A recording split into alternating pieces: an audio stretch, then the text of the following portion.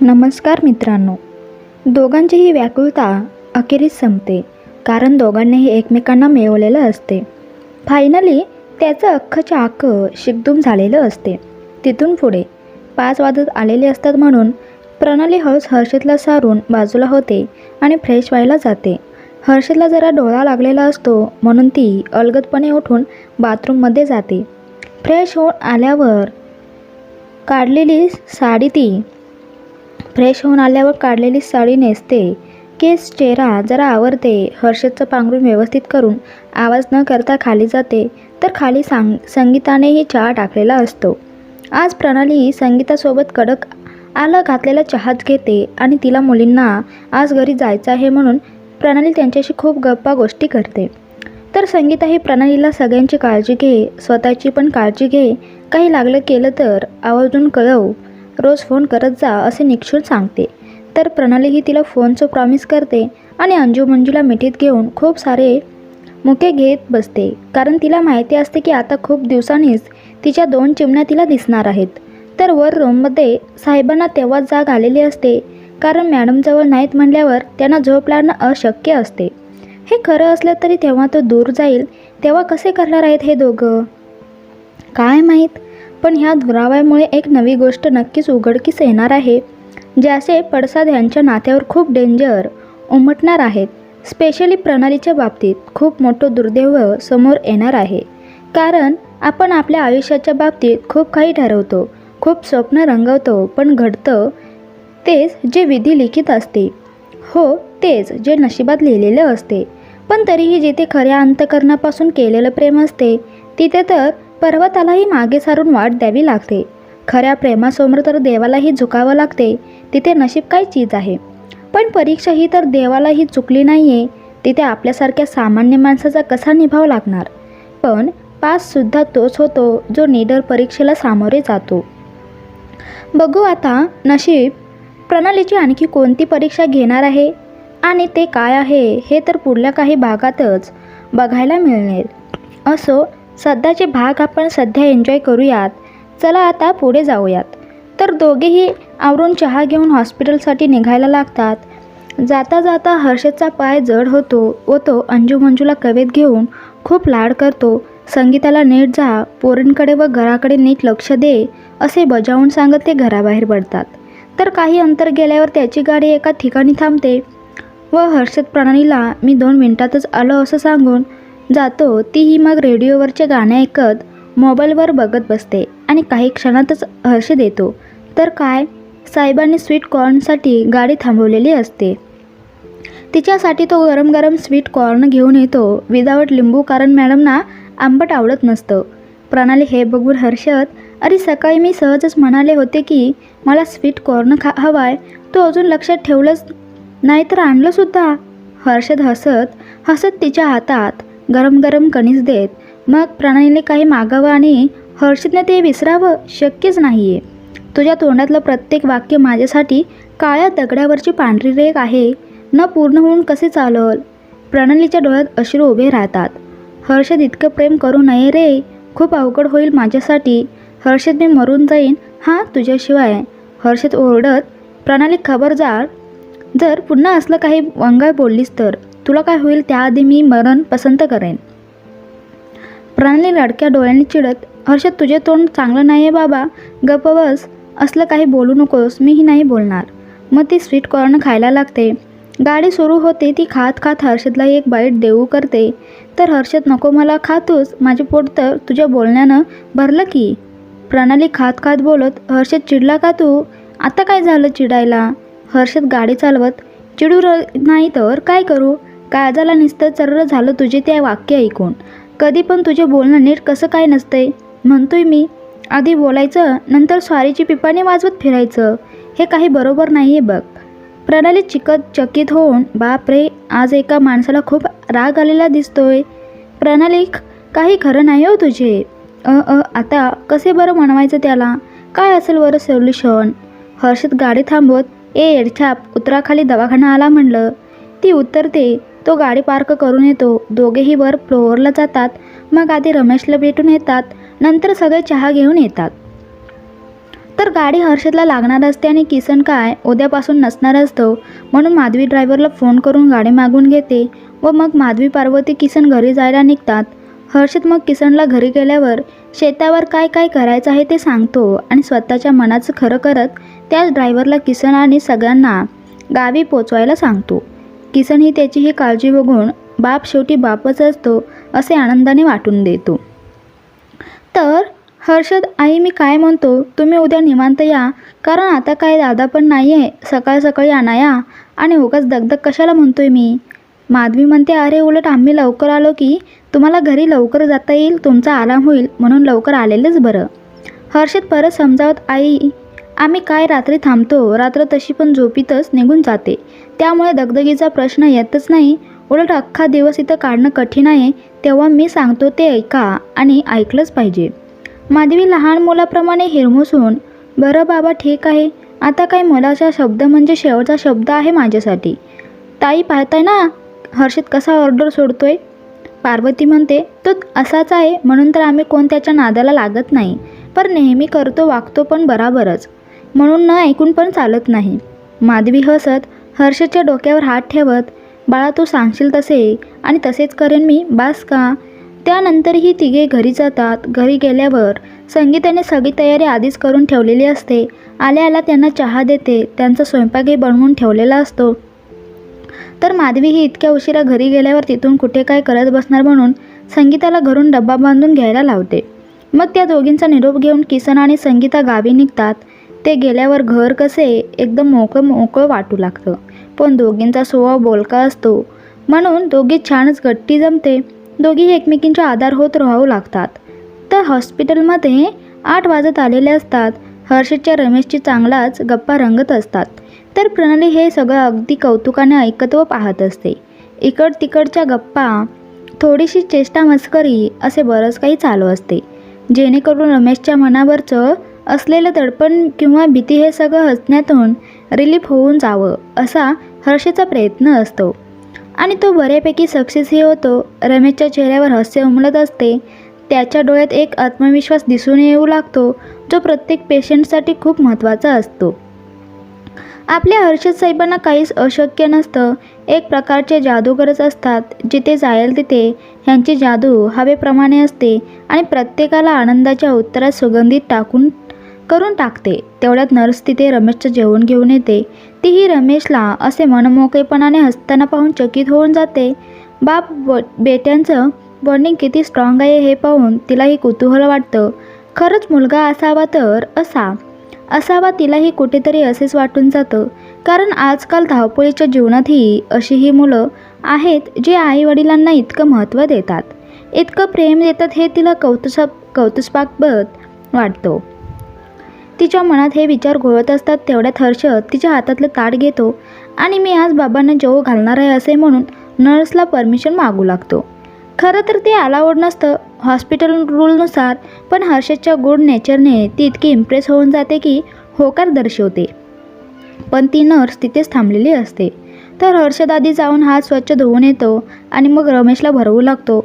लोक मुलांना जन्माला घालतात तर त्यांची सख्खी मुलं आजकाल बेईमान निघतात आणि इथे कुठल्या जन्माचं पुण्याचं आहे म्हणून जन्म न देता साक्षात भगवान हर्षदसारखा हर्षद पुत्र रूपात मिळाला आणि याच अतोनात समाधानाने आनंद रमेशच्या चेहऱ्यावर दिसून येत असते.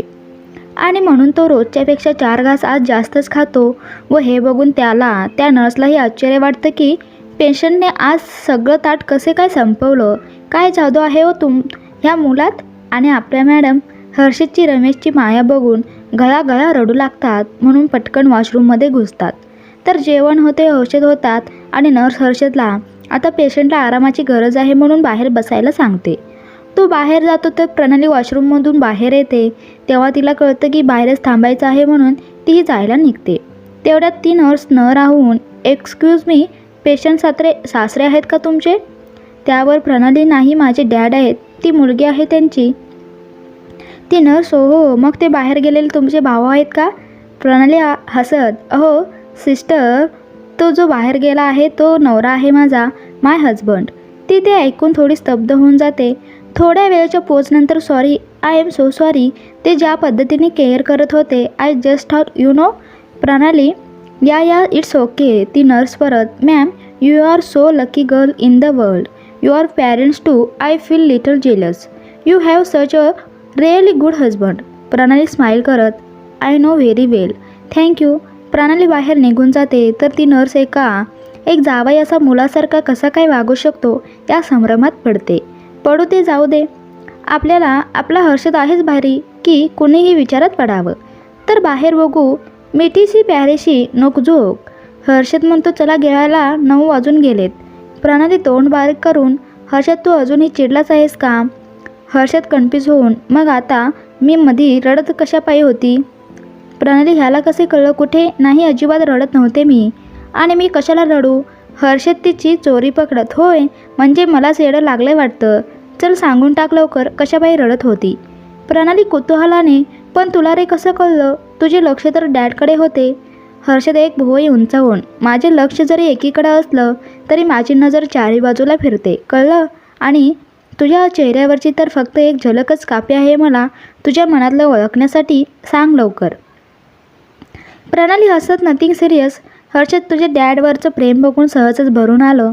हर्षद, तू इतक्या इनोसेंटली समोरच्याला जीव कसा काय लावू शकतोस? You know what you are god gifted for me. Really I am very lucky to have you in my life. My sweetest सोना. हर्षद तरीही वाकडं तोंड करून, राहू दे, उगा माझ्या कौतुकाचं पूल बांधू नको. माझे एवढंच कौतुक वाटतंय तर फक्त जरा जिभीला आवर घालत जा. प्रणाली त्याच्या हाताच्या बोटात आपले बोटे घालून त्याचा हात तसाच उचलत त्यावर आदराने ओठ ठेवून, यस माय लॉर्ड. आपका हुकुम सर. आँखों पे मेरी जान. बस शर्ती इतनी है की आप कभी नाराज मत होइए. तिचं हे बोलणं ऐकून हर्षदला खरंच हसू येतं. मशे लई जागाव झाली व्हायला लागलीस.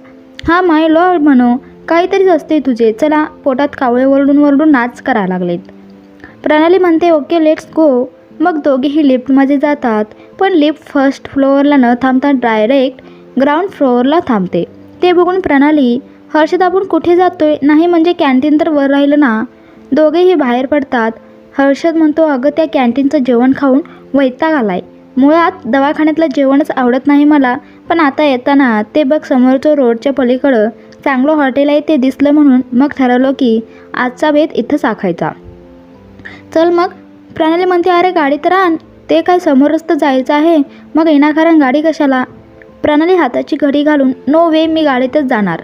हर्षद वैतागत, माझी पार्किंग काढायचं आणि लावायचं लय अवघड आहे ग. बसली गाडीला, बसू दे की. हो का? प्रणाली हट्ट करत, नाही अजिबात नाही. हर्षद वैतागून, आणतो बाई तुझी बग्गी. प्रणाली प्रश्नार्थक नजरेने, हर्षद बग्गी मीन? हर्षद चिडून, ए माझी माय, प्रश्न विचारू नकोस, मी सरळ अर्थ सांगतो. गाडी घेऊन येतो बास का? प्रणाली ओरडत, हर्षद मी प्रणाली आहे, माय नाही आहे तुझी. बरं सांग मला, सांग ना, बग्गी म्हणजे काय? हर्षद वैतागत, बग्गी म्हणजे घोडागाडी, कळलं? प्रणाली तोंड वाकडं करून, शी, मला हॉर्स अजिबात आवडत नाहीत. हर्षदला एकतर भूक लागली आहे, त्यात हिचा पोपटपंचीला कंटाळत कसला वंगाळ तोंड करते बघ. त्या घोड्यानं पण धूम ठोकली असती बाई माझी. तोंड वाकडं करू नको, आलो मी गाडी घेऊन. तो जातो, गाडी आणतो, दोघे बसतात. समोर हॉटेलमध्ये उतरतात. गाडी पार्क करतो, दोघेही हॉटेलमध्ये जाऊन बसतात. मटण रसा, चपाती, मटण बिर्याणी ऑर्डर केली जाते. तोपर्यंत प्रणालीची बडबडीची शहनाई चालू असते. हर्षद कानावरून टाकत ऑर्डरची वाट बघत असतो. तेवढ्यात ऑर्डर येते. प्रणाली आवडीने जाईल तेवढी बिर्याणी खाते. बाकीचं उरलेलं तर माहितीच आहे आपल्याला. हर्षद खाऊन घेतो, बिल पे करतो आणि दोघेही परत हॉस्पिटलमध्ये येतात.